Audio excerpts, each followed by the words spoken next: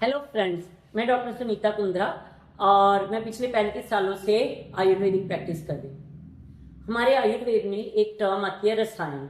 रसायन का मतलब ये होता है कि हम वो चीज़ें यूज़ करें जो कि हमारी एजिंग को स्टॉप करें। अब बूढ़ा होना तो कोई भी नहीं चाहता है, तो पर जो हम जैसे ही हमारी एजिंग स्टार्ट होती है उसके कुछ बेसिक रीजंस होते हैं। आयुर्वेद में हम इसके लिए कुछ चीज़ें देते हैं, वो मैं आपको एंड में बताती हूँ। पर हम पहले इसका कारण देखें कि हम बूढ़े होते क्यों हैं।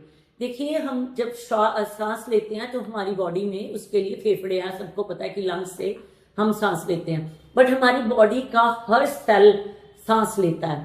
6 ट्रिलियन सेल्स हैं, तो trillions and trillions of cells जो हैं वो कैसे सांस लेते हैं।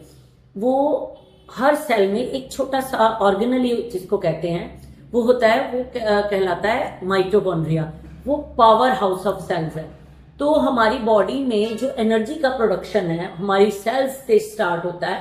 तो वो कैसे होता है? माइटोकॉन्ड्रिया जो भी हम कुछ खाते हैं उससे एनर्जी को लेकर उसको हीट में जनरेट करता है, कैल्शियम को स्टोर करता है, बड़े सारे मेटाबॉलिक फंक्शंस करता है। तो हमारी बॉडी का पावर हाउस क्या हुआ? वो हुआ माइटोकॉन्ड्रिया। अब हम अगर माइटोकॉन्ड्रिया को एजिंग उसकी स्टॉप कर सके, उसको हेल्दी रख सके, उसकी मात्रा को बढ़ा सके, वो तंदुरुस्त रहे मगर माइटोकॉन्ड्रिया, तो हम भी तंदुरुस्त रह सकते हैं और हमारी एजिंग स्टॉप हो सकती है। अब इसके ऊपर रिसर्च की गई तो पता चला कि एक हमारी बॉडी में एक इंग्रेडिएंट बनता है जिसको कहते हैं यूरोलिथिन ए। अब उस यूरोलिथिन ए बनता कैसे है? वो हमारी इंटेस्टाइन में बनता है। एलर्जिक एसिड और एलर्जिक एनिन जिन फूड्स में होते हैं वो एलर्जिक एसिड और एलर्जिक एनिन से माइक्रोबायोम की जब रिएक्शन होती है तो यूरोलिथिन ए बनता है। अब वो यूरोलिथिन ए है, अगर वो ज्यादा रहता है हमारी बॉडी में तो माइटोकॉन्ड्रिया हेल्दी होते हैं, एनर्जी प्रोड्यूस करते हैं और हमें बहुत हेल्दी फील कराते हैं। एनर्जी हमें बॉडी में, हीट बनी रहती है हमारी बॉडी में। जब हम एजिंग हमारी स्टार्ट होती है तो हमें ठंडी ज्यादा लगती है। ठंड क्यों लगती है? क्योंकि जो माइटोकॉन्ड्रिया की फंक्शनिंग है वो कम हो जाती है। अब इसके लिए कौन से ऐसे फूड हैं जिनमें कि एलर्जिक एसिड और एलर्जिक एनिन्स हैं? तो ये देखा गया है कि अनार खाने से रेगुलरली जो है एलर्जिक एसिड, अनार जो है फुल होता है उसमें। और अगर आपकी इंटेस्टिनल माइक्रोफ्लोरा बहुत अच्छी है तो आपको अनार बेहद फायदा कर सकता है। अनार और ओमेगा 3 फैटी एसिड्स जो है वो किस में है?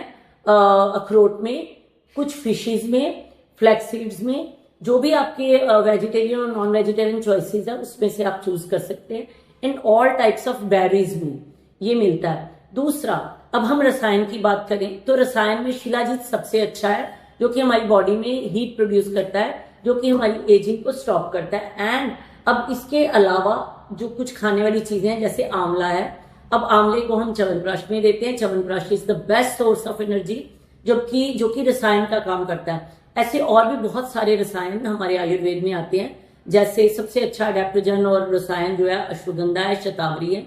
ये चीजें सब च्यवनप्राश में पड़ी होती है और इनको खाने के अलग अलग तरीके होते हैं। ये रसायन का काम करते हैं और रसायन भी हमारे माइटोकॉन्ड्रिया को बल देता है, बल्ले होता है और हमें एनर्जी देता है, हमारी मसल्स को स्ट्रेंथ देता है, हमारी बॉडी में मसल्स को बिल्डअप करता है और हमें ओवरऑल एजिंग से बचाता है।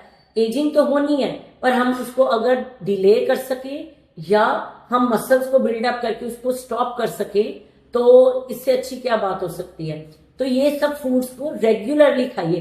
Consistency is the key guys. अगर आप कंसिस्टेंट नहीं रहेंगे किसी भी चीज में, जैसे अगर आप अनार खा रहे हैं तो आपको रोज खाना पड़ेगा।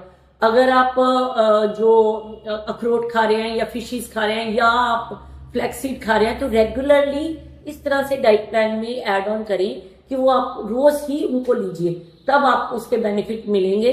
और सबसे इंपॉर्टेंट, अपनी अग्नि को ठीक रखिए according to Ayurveda and now with modern sciences too, modern research के अकॉर्डिंग भी अपनी अग्नि को ठीक रखेंगे तो माइक्रोफ्लोरा जो आपका बॉडी का माइक्रोबायोम है वो ठीक रहेगा, आपकी इंटेस्टिनल बैक्टीरिया हेल्दी रहेंगे, तो ही सब चीजें आपको बेनिफिट करेंगी।